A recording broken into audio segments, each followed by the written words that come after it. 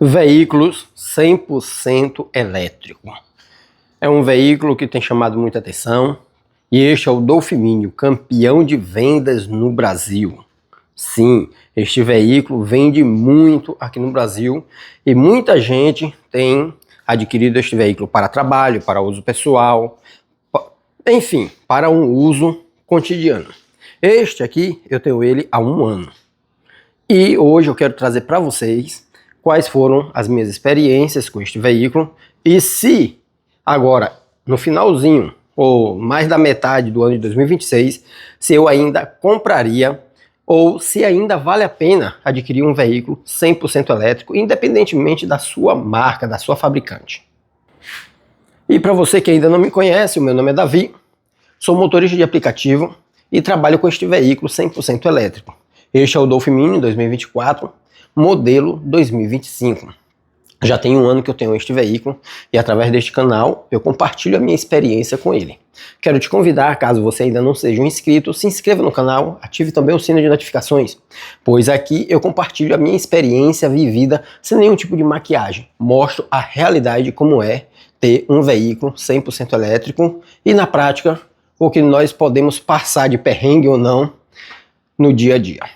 Pois bem, quando eu adquiri este veículo, eu pensei o seguinte: o tanto que eu gasto de combustível daria para mim pagar as prestações deste veículo se eu desse uma pequena entrada para que este valor coincidisse com os valores das prestações. E foi exatamente isto que eu fiz. Eu vendi o veículo anterior que eu tinha um Corolla, vendi e não peguei todo esse dinheiro, eu investi esse dinheiro em outra coisa, peguei parte e dei de entrada neste veículo.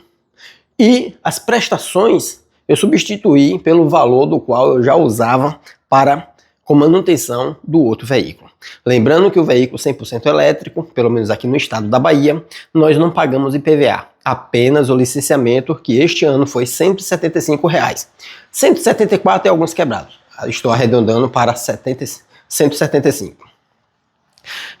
Este veículo ele não tem correia dentada, não tem cabo de vela, não tem vela. Então isso vai diminuir drasticamente as manutenções periódicas em comparação a um veículo a combustão. Lembrando que também não tem troca de óleos. Minha única preocupação com este veículo é apenas as revisões, que na verdade eu sou obrigado a fazer para não perder a garantia.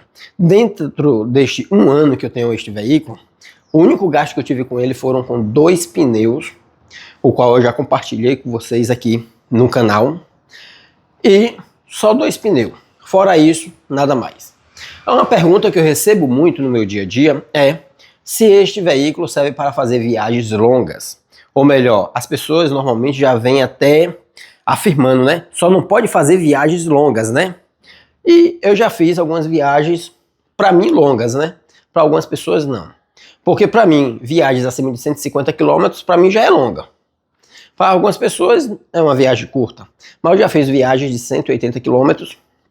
Claro que eu chegar neste local, foi no interior, eu precisei reabastecer o meu veículo, no caso recarregar. E para minha surpresa, mesmo no interior, lá existe pontos de recarga. Então os pontos de recarga têm se tornado cada vez mais comum para os veículos 100% elétricos. Lembrando que as suas vendas estão cada vez mais em alta. E o Dolphin é o que mais vende no Brasil atualmente. Então eu não tive problema para recarregar o meu veículo em viagens. Apesar de eu também ter um carregador portátil que eu carrego comigo sempre que viajo. Levo também um kit de primeiros socorros. Eu não tenho o socorro, este veículo, o Dolphin, não tem socorro. Então o que eu fiz? Eu tenho um kit de macarrão. Inclusive, em um vídeo passado, não tem muito tempo, o pneu dianteiro ele furou e foi um prego. E eu mostrei aqui para vocês que um kitzinho desse de macarrão eu consegui fazer a força deste pneu. Inclusive, este é o pneu e ele não descalibrou após eu ter feito a força com o macarrão. Ele não descalibrou, está funcionando perfeitamente e o veículo está em perfeito estado, como se tivesse saído da loja, sendo que ele já tem 1 ano. Mas uma outra pergunta que muitas pessoas me fazem é o seguinte: e a depreciação deste veículo? Ele cai muito o preço, não é? Na hora da revenda.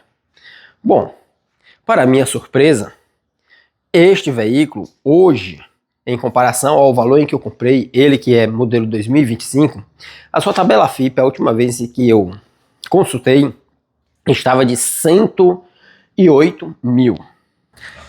Eu comprei este veículo por 120 mil. Ele caiu em torno de 12 mil. Mas se eu for entregar este veículo agora para a fabricante, que ela paga na compra garantida 80% da tabela FIPE, em consideração ao valor que eu dei de entrada, agora depois de um ano usando o veículo e usando-o como ferramenta de trabalho, eu ainda tenho troco se eu devolvesse por 80% da tabela FIPE. Porque durante este ano, a economia em que eu fiz já pagou o carro, se eu levar em consideração o custo e a entrega de volta para a mesma fabricante, a mesma loja que eu comprei. Se eu for lá e devolver agora, me pagando apenas 80% da tabela FIPE, eu ainda tenho um troco levando em consideração o valor em que eu dei de entrada.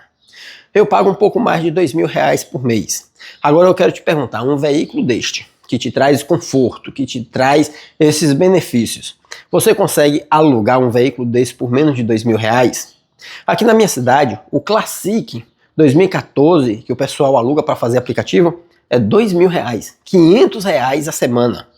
Então, na minha opinião, eu estou na vantagem, levando em consideração a isto. É um carro que tem um acabamento muito bom, um carro que tem um espaço interno excepcional. É um carro pequeno por fora, mas por dentro tem um espaço de sedã. Um carro que tem um conforto realmente extraordinário. Então, se fosse para aqui eu pudesse responder a sua pergunta se ainda vale a pena adquirir um veículo 100% elétrico em 2026, a minha resposta é sim, vale muito a pena. Porém, aqui eu quero fazer uma ressalva. A ressalva é: você pensa em comprar um veículo para trabalhar 100% como motorista de aplicativo? Eu já não acho uma boa ideia. Porque eu acredito que daqui a 4 ou 5 anos, talvez essa função, essa profissão, a qual nós exercemos hoje, não estará mais existindo. Seremos substituídos por veículos autônomos. Não é à toa que a cada dia que passa, e agora por semana, os repasses da Uber para o motorista está sendo cada vez menor. Então, eu não estou vendo um cenário tão bom para que você financie um veículo simplesmente para trabalhar como motorista de aplicativo. Agora, se você está querendo adquirir um veículo para uso pessoal ou até mesmo para trabalho e você tem que comprar de qualquer maneira, está aí uma ótima opção, que é o veículo 100% elétrico. E aqui neste ponto eu não me refiro a um veículo da marca BYD, pode ser qualquer marca. Qualquer veículo 100% elétrico, pelo que me consta até o momento, os carros têm se demonstrado muito confiáveis. Então, esta é a minha humilde opinião. Claro que este veículo, eu costumo dizer o seguinte, que é um carro que é odiado, ou seja, quem não tem fala mal e é odiado porque não tem. Mas para quem tem, só elogios. Todos que eu conheço que adquiriram seu veículo elétrico estão satisfeitos. Inclusive, dificilmente você encontra estes veículos para revenda em lojas de seminovos. Muito difícil.